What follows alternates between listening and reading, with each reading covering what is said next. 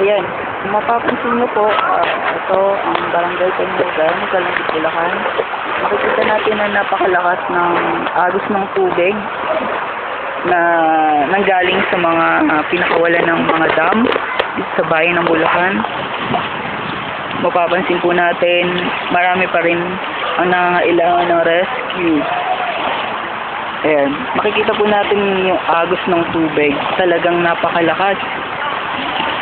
Kaya walang nangangahas na mga mamamayan na iligtas yung kanilang mga sarili. Kasi nga tatangayin sila ng agos ng tubig. Ayan, kung mapapansin nyo, ito yung bagong tayong covered court. Halos inabot na rin yung stage niya. Hindi na natin mapagkakamali ang stage talaga siya kasi talagang nilamon na siya ng lakas na tubig. At ito mapapansin natin, ito yung punong akasya. Makikita natin may gate na kulay pula doon sa bandaron.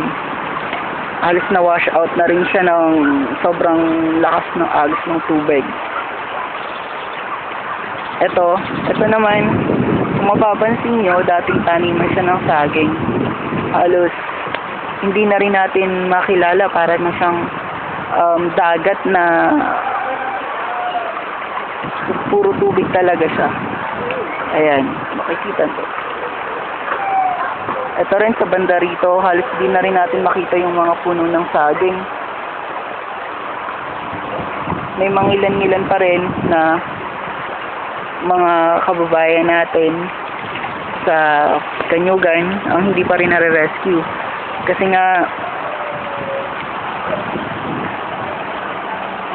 sa sobrang lakas ng agos ng tubig, nahihirapan yung mga rescuer na puntahan yung mga lugar na mas maraming mga tao. Ayan po. Yan, ito makikita natin yung bahay ng barangay captain ng Kanyugan. Halos lubog na rin siya sa tubig baha.